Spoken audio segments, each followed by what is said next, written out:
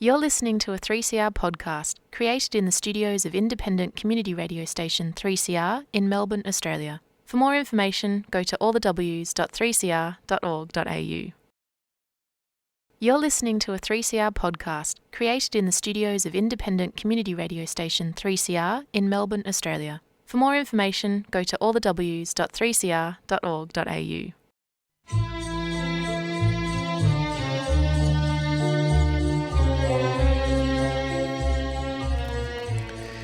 Sabah al-Khair, good morning dear listeners. You're listening to Radio 3CR on 855 AM and Palestine Remembered with Robert Martin, Nasser Mashni and Yusuf Ahmed al-Rimawi.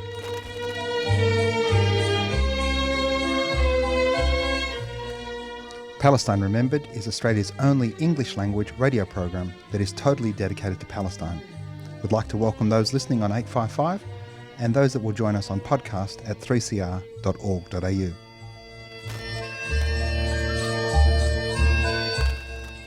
Thanks for joining us. Stay with us and enjoy the episode. Good morning, listeners, and welcome to another episode of Palestine Remembered. I'm joined by my new co-host, Miss Janine. Good morning, Janine. Good morning. Are you very excited today? Very. We've got some great guests, and Janine's going to help me introduce those a bit later in the show. But very quickly, I just want to talk, because there'll be news all over the TV, radio, that Russia and China have vetoed the US call for a ceasefire. It's outrageous. The US finally wants a ceasefire. Do yourself a favour, download the text of the ceasefire that the United States proposed. It never asks Israel to do anything. It's entirely ambiguous, and it was written to be vetoed. It was written to be vetoed so that the narrative could change, that it was about America wanting a ceasefire, Israel wanting a ceasefire, the good guys wanting ceasefires, but in fact the bad guys not wanting it. The genocide is going to continue. The genocide is going to continue. If anybody needs any legal definition to think this is a genocide, they are obfuscating and obviously covering for Israel. We are well over 40,000 dead, and by many estimates into the 50s. And when you kill 50,000 people out of a population of just over 2 million in this wanton way, there's no longer a question about law and definitions. It's purely a question of humanity and morality. Humanity and morality. And if you are in any way equivocal on what is happening and you want to Hamas it, you want to both sides it, you want to talk about hostages, that's a reflection on you. And if you meet one of those people, my friends, if you meet one of those people, don't waste your time. Move on. Cut them from your life. They do not share our belief in a shared humanity. Just move straight on from there. But we've got a guest today. Janine, you're going to introduce our guest. Yeah. So today we're joined by Dana, a Palestinian woman from East Palestine. She's a student at Melbourne University and a member of Unimelb for Palestine. Good morning, Dana. Good morning, Janine. Good morning, Nasser. So can you tell our listeners about the action you have planned on Tuesday? So on Tuesday at 9:30, we're planning a die-in, and we're planning for students to walk out of their classes and head to the VC's office, to the building. This action has been endorsed by many students on campus. Even the management had sent out emails about it. So we're hoping that this will be one of the biggest die-ins in Unimelb history. So just to be clear, Dana, it's on Tuesday. Where is everybody going to meet you? What time? Everything? So on Tuesday, 9:30 a.m., everyone will start gathering in front of the Vice Chancellor building on campus. We have uploaded the details of the die-in, the location on Unimelb for Palestine Instagram page. So Unimelb for Palestine's Instagram page, 9:30 Yes. on Tuesday at the Vice Chancellor's building. Why a die-in at Melbourne University? So unfortunately, Melbourne University has hundreds of millions of dollars of ties with weapons manufacturers. And we are talking the largest weapons manufacturers in the world, including Lockheed Martin, Boeing, BAE Systems, and other companies. And we have addressed the university before, asking them to cut their ties with weapons manufacturers, and they refused. These ties are representative of blood money. Our university is receiving funds, they're receiving grants, research grants for PhD students. These funds, these labs, under the umbrella of ties and partnerships and all these things. They're receiving money from companies that are profiting off of a genocide, the genocide of the Palestinian people and the slaughter of the Palestinian people and other people around the world, in Congo, in Sudan, in different places where we see conflict, civil wars, and genocide. And they're giving that money to our universities, not only Melbourne University, but other universities in Australia. They're giving them that money to create research that is most likely being used by these companies to produce more weapons and more fighter jets. If we look at the relationship between Lockheed Martin and Melbourne University, which has been going on for years, it's very troubling. The research that they're doing is searching swarms of drones and robots and advanced manufacturing systems. And then if we look at the relationship with BAE Systems, we also find something extremely troubling. We find them co-designing the dynamic submission of optimization of hypersonic flight vehicles. These are technologies that are being used to produce weapons and fighter jets. And this is just a drop in the ocean. So this is not your first action. Can you tell us about the action at an iftar? The university normally holds an annual iftar where it invites the Muslim community, Muslim leaders, and UMIS, which is the University of Melbourne Islamic Society, which represents Muslim students on campus. Of course, Palestine is not just a cause of Unimelb for Palestine or Muslim communities on campus or certain groups. It's a cause of everyone who cares about humanity. So our friends at the Islamic Society decided to go, take a stance, make a speech, tell the university that we refuse to break our bread with you while you are complicit in the genocide of our Palestinian people in Gaza. The hypocrisy of trying to whitewash their image by holding an iftar for Muslims while at the same time doing research with weapon companies that would most likely be used to slaughter Palestinians in Gaza is not acceptable. We will not stand there while they do that. We refuse this. And this was a strong message for them to know that the community of Melbourne University, all of it, students, alumni, graduates, staff members and faculty members, refuse these ties, and we ask them to cut their ties with these weapon manufacturers. There should be no blood on a university degree. There's exactly no blood in our degrees. So Dana, you've seen a lot of the activism, you've been at the forefront. I saw a video a couple of days ago. Instead of trying to talk to you or backing down, in fact, there's been an escalation. I saw a video, you were being followed. So I'm not sure this is not the first time that we're being followed. If you remember when Boeing was on campus 2 weeks ago and we did an action during their information session, we went there, wanted to ask them questions. We wanted to know, why are they being complicit in genocide? Why are they providing weapons to Israel, the Zionist regime? And the university called police on us, and we were threatened of getting arrested if we do not move. And then they had security follow us around campus, and this has happened several times. Yesterday, again, security was following us around campus, and we decided to take a video of it. And we confronted them. We asked them, why are you following us around campus? They're targeting Palestinian students and pro-Palestinian students in a clear and grave violation of our right as students on campus, of our safety, and it's anti-Palestinian racism and discrimination. Indeed. Being deployed by the university by having security following us around. And they said the control center asked us to follow you around. People should go to the Unimelb for Palestine Instagram page and have a look at it. These security guards, poor guys. I mean, it looks like they don't want to be there, but it looks like an episode of Dumb and Dumber. Exactly, yeah. We know it's not them, we know it's the management. I want to repeat that call for Tuesday, 9:30, in front of the VC building at Diane. How else can people help you? All students, we ask students to walk out of their classes by 9:15 and to invite their fellow students to walk out with them to the VC's office. There's several things that they can do to help us. Unfortunately, we are being extremely censored and shadow banned by Meta. And we believe that Melbourne University has probably reported something because we cannot tag them in any post anymore. No one can tag them on our page. So we want them to follow up with our Instagram page, Unimelb for Palestine, to keep sharing, to comment, and to spread the word. We want people to spread the word about the die-in in specific. This die-in is specifically for Unimelb, for Melbourne University community. So it's students and its staff and its alumni is standing solid against these weapons ties. And we want them to cut these weapons ties. And we want them to stop silencing and censoring Palestinian voices and to take a clear and moral stance on the genocide in Gaza. Thanks so much, Dana. That was Dana from Palestine, who's a student at the University of Melbourne. Tuesday, 9:30, in front of the Vice-Chancellor's building, a die-in. Make sure you get there. Stay tuned for a song, Dummy Falastini, one of Mum's favourite. She'll be listening now. Good morning, Tata. We'll see you a bit later on, Mum. Dummy Falastini, and straight after that, Rasha Abass from Para.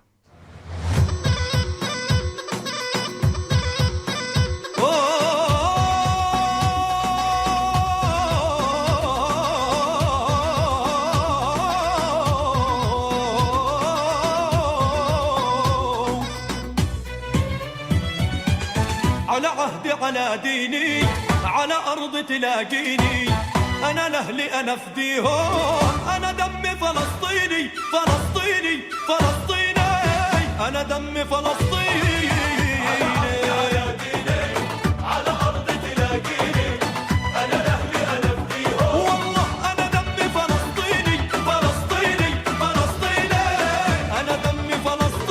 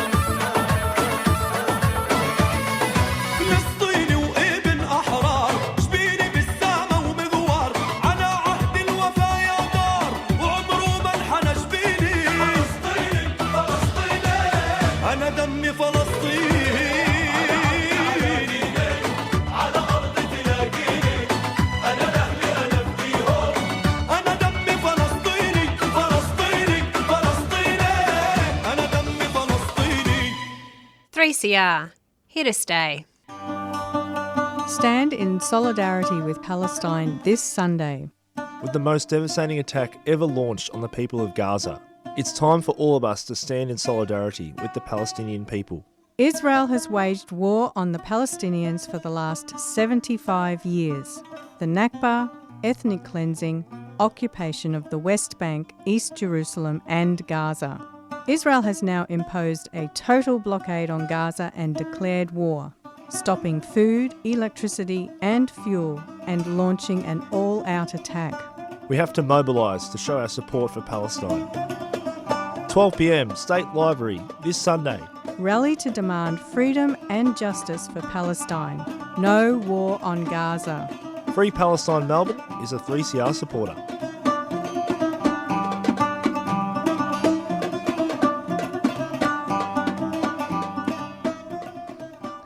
That was Dammi Filistini by Mohammed Assaf, Mum's boyfriend, the second best looking Palestinian in the world, after me, of course. But My Blood is Palestinian. It's become the anthem for liberation and for the struggle for the Palestinians. But next up, Janine, who's joining us now? Now we have Rasha Abass, Executive Director of PARA, the Palestine Australia Relief and Action Foundation. Good morning, Auntie Rasha. Good morning. So can you tell us more about PARA and why you have established it? Sure, and thank you so much for having me, and good morning to your listeners. PARA, which is Palestine Australia Relief and Action, was set up to help Palestinian migrants and refugees here in Australia, with our aim for them to live safe, happy, fulfilling lives here in Australia. We provide support for them to settle in Australia and hopefully achieve their full potential. So we do a few things. We advocate for their needs within all levels of government. We facilitate financial aid where possible. We work in partnership with a number of amazing organizations and service providers so that we can create meaningful support. Core to PARA's work is that we are Australian Palestinians. So the organization was set up by Palestinians for Palestinians. Having said that, we actually work with an amazing number of volunteers from all walks of life. We even have Australians in London supporting us at the moment. So we're actually heartened by the level of support from all our beautiful volunteers who feel they want to do something. They can't anymore just keep looking at their social media and the sad stories out of Gaza, and they've mobilized to support us for the work we are doing. So before PARA was established, was there not another Palestinian organisation? Is the need created this situation? Absolutely, Nasser. And look, there are amazing organizations, grassroots community organizations all over the country who's done amazing work. But a lot of the work is local and there's no national service organization.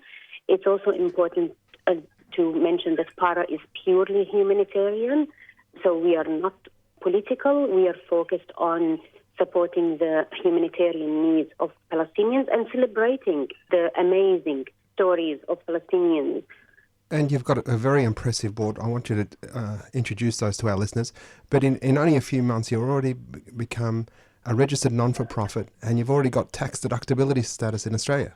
Absolutely. So, again, core to the establishment of PARA is to actually create an organization that is highly professional, following all the requirements of large professional charity organizations.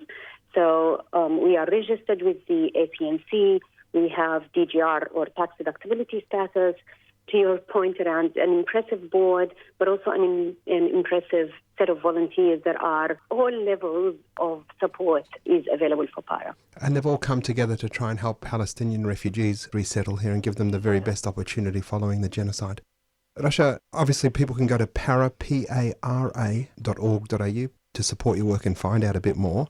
What's the most pressing challenge you're facing at the moment? The demand. So we are overwhelmed with demand for support, and we are, as a new organization, 100% funded by donations. At the moment, we are yet to receive any government funding, and having said that, I do want to acknowledge that the government have been supportive, and we're working with them around how do we best more support from the government, but at the moment, we are 100% donor reliant. And we have, as we speak, last night, I have about 130 Palestinians in Egypt waiting for us to help them with flights. I have more than 18 families desperate for support with housing. We provide driving lessons. We provide laptops for those who need it, phones for some of the people who need it. We connect them with medical support. We pay for MyKey cards if you're in Melbourne. We provide anything that you think of that someone completely new to the country would require. We help them understand the complex rubbish system we have in Australia. You think about it, they need help with everything, and we are reliant on our volunteers, and we are now at max capacity, and we need more help with funding, and we need more social workers to support us. So the challenge isn't that there isn't enough need, but we need scale, and for scale we need money. Absolutely. And also we are national, which means that we also need support in all states. We are good in Melbourne and Sydney, but we are now having increased demand in Adelaide, in Queensland, and a bit less, but in Perth as well. So I'm trying to set up support local in Queensland as we speak. If you've got any capacity, whether it be financial or skills, please go to para.org.au, para.org.au, and look on their website. There's an opportunity for you to sign up or to donate. But if you know someone that might have those skills, be sure to share the details with your friends and family. Now, Rasha, we had a situation a week and a bit ago where some Palestinians got out of Gaza, but then were halfway on the way here, but couldn't get to Australia. That was quite an unfortunate series of events. So we were supporting a large number of those families. We had 11 cases, and one was added a bit later, so 12 in total. You would have seen some of their stories in the news. We had the story of Hani, who got stranded in Istanbul, followed then by Rami and his beautiful, beautiful family and kids, also stranded in Istanbul. We had this beautiful sister, young mom of 4 kids, stranded in Abu Dhabi. We had a number of them turned at Cairo airport. And I kept reminding everyone, these are humans that have already been traumatized, had the most difficult journeys out of Gaza. They didn't want to leave home. They didn't want to leave Gaza and were forced to leave in the most outrageous or sad series of events, and had the hope of reuniting with their families, their Australian families here in Australia, only to be blocked in Cairo airport or mid-journey, which was worse, in foreign airports. A number of these people have never traveled before, so you can imagine how that felt for them. I know I was watching Hani. I saw him on the ABC, but I saw something you posted when he was in Istanbul alone. He sent his father along because he had no medication, but he'd never been on an aeroplane before. Rami was the one who sent his dad. So Rami is the family with the 3 beautiful kids. Mm-hmm. They traveled along with their dad. When they arrived in Istanbul, they were told the dad can continue his journey, and the kids, the youngest is 2, the kids can continue, but Rami and his wife were not able to continue the journey. So, of course, you can imagine how distressing that was for them. The dad then continued his journey. He is old and has diabetes, so would not be able to look after the kids. So and the mom wouldn't leave her kids, and who would? I wouldn't leave my kids. So basically, then they were stranded in Istanbul, because with the listeners who wouldn't know and maybe didn't see the story, basically you're midway through the journey. You can't continue to Australia, but you can't go back to Egypt because you no longer have a visa to Egypt. And you can't enter Istanbul because you don't have a visa to Istanbul. So you're literally like in the movies. You're stranded in Istanbul in no man's land. And that was similar to Hani. Hani was unwell. We ended up facilitating with the freelancer journalist that the SBS commissioned in Istanbul just to get him some medication. Brilliant. Well done for that, Rasha. Well done for you and your team. We need to apply some more pressure on Claire O'Neill to get her to do more. I mean, every one of the 2,000 Israeli, I don't know why they're refugees, but anyway, they're already here, but less than 400 Palestinians. Yep. And we're trying to meet with Minister O'Neill. We've reached out to her office. We've reached out to her. We've reached out to her senior advisor. We haven't heard back, and we will continue to knock on the door so that we can have a discussion with her. And Ampara wants to work with the government. So we're happy to facilitate outcomes. We're Australian citizens. We want safety in Australia. These are families that have never had a question mark around them. So every one of those 11 individuals that had their visa cancelled got the visa reinstated, because, again, it's important for the listeners to understand there was never a security question about those individuals. It was a process failure, and we are happy to work with the government as required so that we avoid those process mishaps or issues. Thanks so much, Rasha. I really appreciate you joining us today. And listeners, that was Rasha Abass, Executive Director of PARA, para.org.au. Go to that website, support them, tell your friends about their activities, and a 1-minute action for you on Monday. Call Claire O'Neill's office, that's the Home Affairs Minister, and demand that she meets with PARA as soon as very possible. Make sure you get along to the protest tomorrow and support Palestine. We need you in your numbers. Grab your friends and family. And remember, there's never been a better time for a free Palestine. Because the Palestinian fight isn't just the Palestinians' fight, it's all our fight, because it's a fight not just about land, it's about a fight for freedom. Everybody should be standing here today saying, Free Palestine. Solidarity with our Palestinian brothers and sisters on behalf of the Gumbaynja Nation, my people who've never ceded their sovereignty. We should be recognising Palestine as a state and recognising the rights of Palestinians. 3CR. Stay tuned, stay radical.